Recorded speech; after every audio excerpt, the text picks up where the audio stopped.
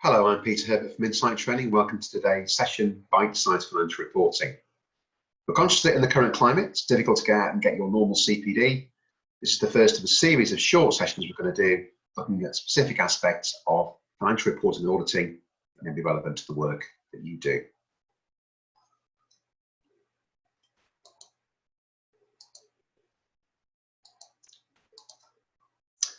Okay, so bite-sized financial reporting. Let's begin by quickly running through what we're going to cover off during today's short session.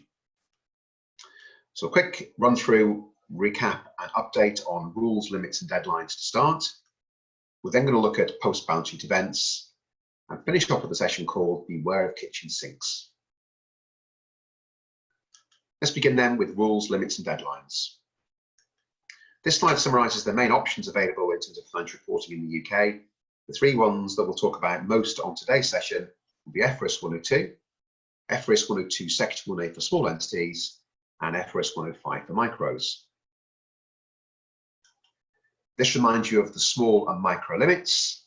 If you're below 2 out of 3 of the relevant limits, you qualify for the micro or small regime. One question we've been getting recently from people has been, if my company or my client's company is shrinking based on the current economic climate, might it be eligible for micro or small in a way it wasn't last year? Well, possibly. What you've got to look for there, though, is the 2-year rule. And remember, the 2-year rule says that if you're contracting and you're below 2 out of 3 of the limits, you've got to be below 2 out of 3 for 2 consecutive years before you're eligible for example, micro or small. So do be careful with that one. The other thing which some of you may be aware of is changes in regulation around filing of accounts and an ability off the back of this press release from Companies House to extend by 3 months the period to file accounts. And I think it was always possible to shorten your accounting reference period by as little as a day to buy more time to file anyway, but Companies House have now said, yes, we'll give a blanket 3-month extension period where you're eligible. Now you do need to apply. You need to apply before the filing deadline, and you need to make the case. And if you don't make the case, you're not being eligible. But if you do, you will, and that will, I'm sure, be very helpful in the current climate. 2 other questions that have cropped up in the last couple of weeks. People asking us, do you get a similar dispensation if you're an AIM-listed company? And the AIM market, again, have said yes, there's a 3-month extension there. Also, do remember, based on this press release from Companies House, that Companies House offices are now closed, and therefore I think online filing of accounts is really more important than ever. 1 or 2 people we were speaking to in the last week or 2 have been saying they've had real worries about 31st of March 2020 year-end stock counts, where you are in a situation you need to count stock at the end of the 31st of March 2020 accounting period, and you really can't do that. One option would be to lengthen the accounting reference period, let's say to June 30th. Now that is possible, but be really clear here that the rules have not in any way, shape or form changed. The maximum accounting period length off the back of a lengthening is 18 months. And apart from very particular circumstances, you can only do that once every 5 years. So that rule may help, but that rule's not changed in the current climate. Okay, second section of the presentation is on post-balance sheet events. Now, it's not an area we've covered off lots in recent years because the rules haven't changed for a very, very long time. But here's a reminder of how it works. When things occur between the year-end date and the date the accounts are signed, you've got to work out in preparing your year-end accounts whether that event is adjusting or not. Adjusting events provide evidence of conditions in place at the year-end, and you will adjust the year-end balance sheet. Non-adjustings don't, and you disclose where material. Now, the one which I suppose trumps the lot is where an event occurs in the post-year-end period, which means the entity concerned is not a going concern. And in that event, you'd adjust anyway. Now, that I think will be a very pertinent issue for many organisations in the current climate, but not what we're going to discuss today. The million-dollar question then is the COVID-19 virus an adjusting or a non-adjusting post-balance sheet event? And what the Financial Reporting Council and the ICAW have very helpfully said is that they feel that substantive information about COVID only came to light in early 2020 And therefore, for companies with a 31 December 19 year end, the emergence of coronavirus is a non-adjusting event. It will therefore be disclosure only in the 31 December 19 year end accounts. 31 March 2020, obviously a very different situation, but for 31 December 19, no substantive information coming to light in the UK, and therefore treated as non-adjusting in the accounts for that particular period end. Had a couple of queries recently from people with clients or companies in a situation such as this one. So here's the one. My client's a metal trader selling a lot of product out into China. The bottom's now dropped out of the market and they want to mark down their stock at 31 December 19. Is this okay? So the question I suppose here is, where your main trading market is China, where obviously COVID impacted much earlier, can we, for a 31 December 19 year end, treat it as an adjusting event? To me, I think it makes sense to do so. The fact that that's your main market and the impact there was much earlier is, I think, relevant. So where that's the case, and you're very much of the view that the stock concern could not easily be offloaded in the West, I think, yes, absolutely, it makes more sense to take a different approach. But apart from situations like that, the basic steer I think we're getting from the professional bodies is, for a 31 December 19, don't adjust, but for a 31 March 20, clearly do. Getting back on track then with the disclosure aspect for September 30th year end, or December 30th, 31st December 2019 year end. If we're looking at disclosure, here's a summary of the requirements in paragraph 32.10 of FRS 102 to disclose for each category of non-adjusting event the nature of the event and an estimate of the financial effect. Now, I've had a number of queries from firms I work with recently saying, have I yet devised a standard wording for them to suggest to their clients to include in their year-end accounts? I think the answer to that is categorically no. I think professional bodies and regulators are very keen, aren't they, to avoid boilerplate wording for these sort of things. You've got to look at it case by case and adapt the wording to your own particular organisation circumstances. But I guess what I would certainly expect to see in the short term is that I think disclosures probably will be fairly bland and fairly uninformative, simply on the basis that in the short term, we probably will have little idea about what the real financial effect will be. And here's the typical sort of thing we're currently seeing.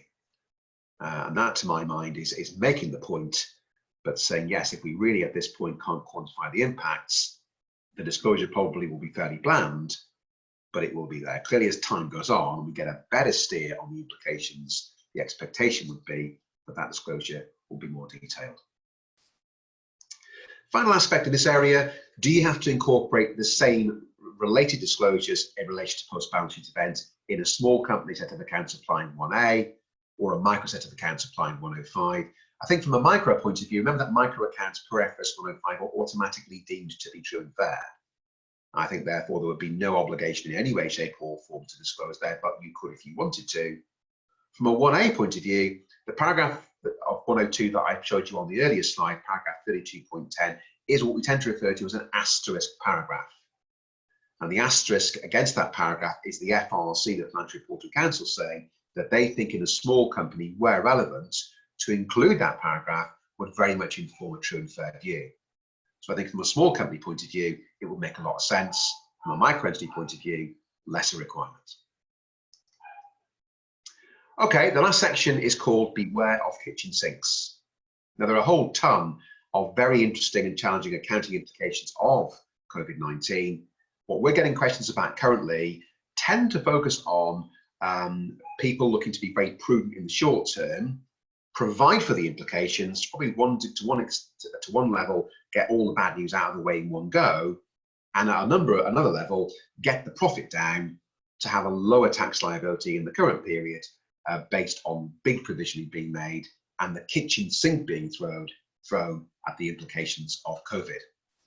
Now, I think provisions will be more significant in the short term, but remember, you can only make provisions when they are GAAP compliant. We cover a number of areas here, but what I wanted to pick up on, if I could today, is the aspect of onerous lease provisions. And there are two scenarios I had recently that I wanted to share with you. Okay, here's the first one. My client wants to make an owner's lease provision for rent on properties that are simply not being used. Is this okay? I think yes, in the context of rent on properties, there's definitely a case to be made here to make provision where appropriate. But again, I think you've got to look at the context, got to look at the circumstances, and is the contract itself with the landlord here, is that becoming onerous? If that's the case overall, you will provide, and that will certainly be the case whereby maybe the perception is these properties will never be used again, but where it's a short-term thing, it may not be so much the case. So if we're looking at a situation where maybe we've got a 10-year lease, we're quite early in that 10-year period, and we think we're going to be out of that property for 3 months and 3 months only, one would, I guess, in that context, argue that lease is not onerous at an overall level, and therefore would I think in that situation be much less basis to provide. Here's the second one, where a client wants to consider employment contracts onerous, where people literally have nothing to do, but they're being paid. Now that to me, gut feel is surely not.